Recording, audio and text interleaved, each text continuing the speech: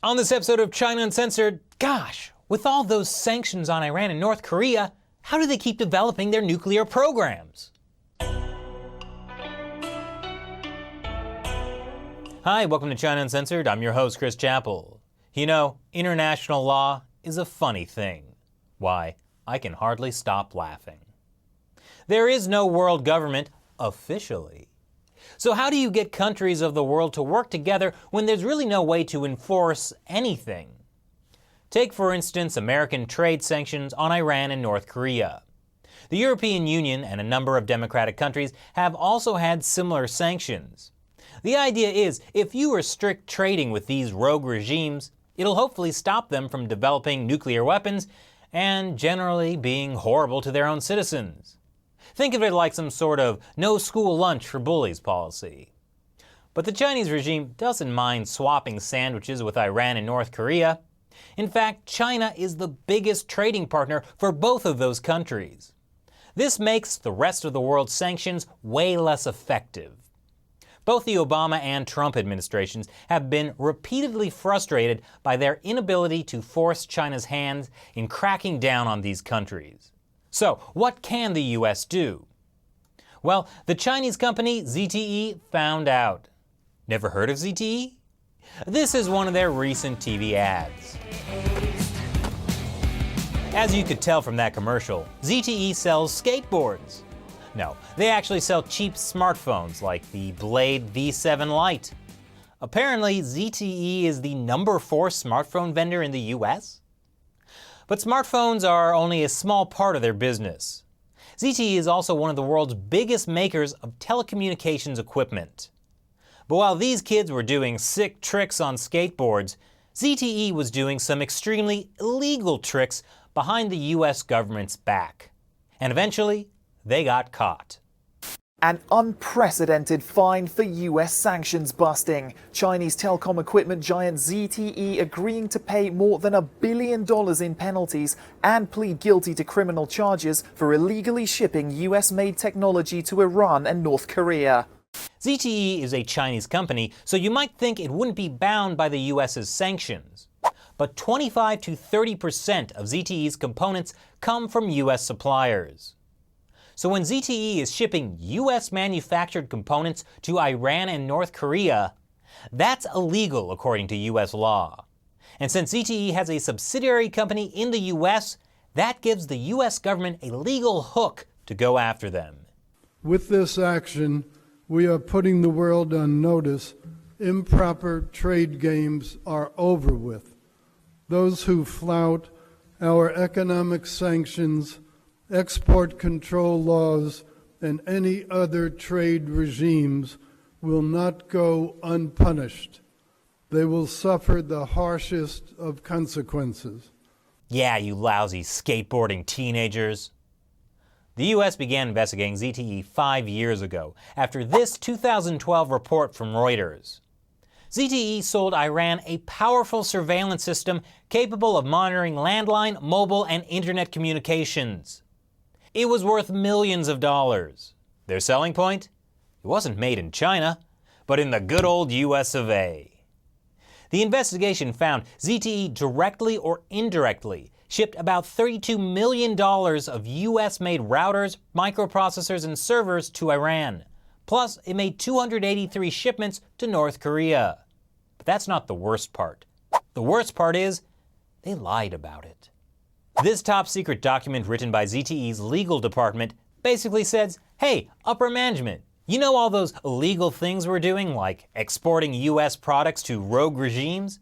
Well, here are some suggestions on how to not get caught. Obviously, they weren't very good suggestions.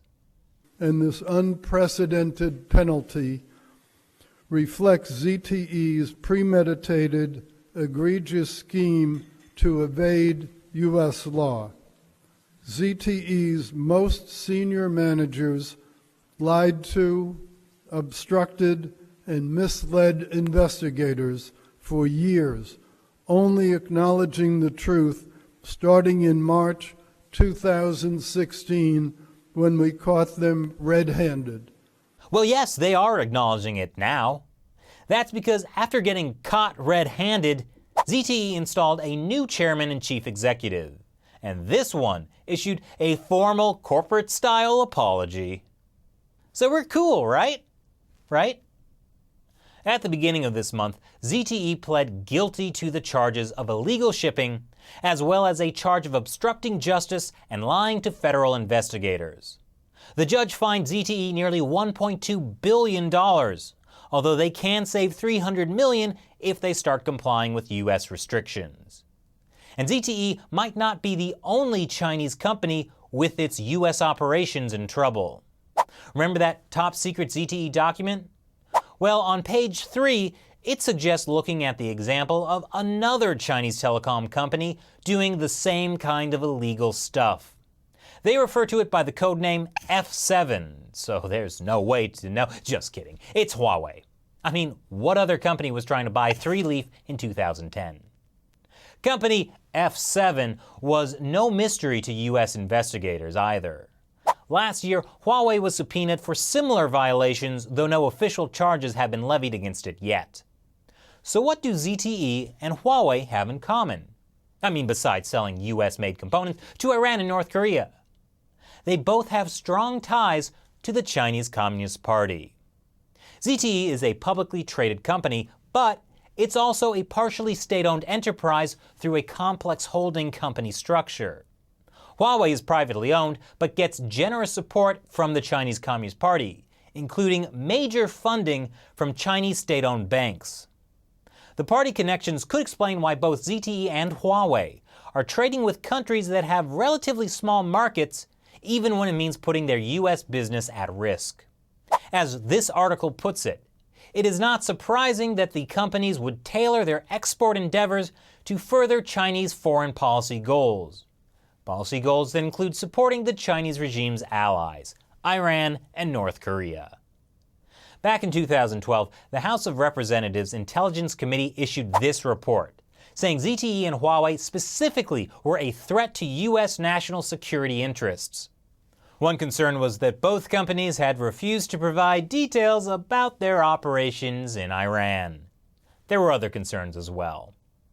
After that report was issued, the U.S. government restricted Huawei and ZTE from selling their telecommunications equipment in the U.S. For example, they couldn't sell infrastructure equipment to U.S. companies like Sprint and Verizon. And they couldn't sell anything to government agencies without FBI approval. But they both can still sell smartphones. In fact, 1 in every 13 smartphones sold in the U.S. today are either ZTE or Huawei. So what will be the impact of the recent guilty plea by ZTE about selling U.S. components to Iran and North Korea? Well, if ZTE pays its fine and stops illegally selling things to Iran and North Korea, it'll get to continue operating here, competing with other smartphone makers like Apple and Samsung. It's unclear, though, if the U.S. government will end restrictions on ZTE selling telecommunications equipment in the U.S. So, should you go ahead and swap out your exploding Samsung Galaxy for a ZTE Blade V7 Lite? Well, these skateboarders seem to think so.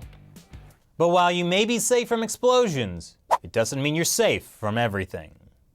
For the record, a ZTE USA spokesperson said, "No ZTE devices in the US have ever had the AddUp software," which allowed the Chinese government that secret backdoor to monitor your cell phone data. And I totally believe them. I mean, why wouldn't I trust ZTE? So what do you think? Leave your comments below. Thanks for watching this episode of China Uncensored. Once again, I'm your host, Chris Chappell. See you next time.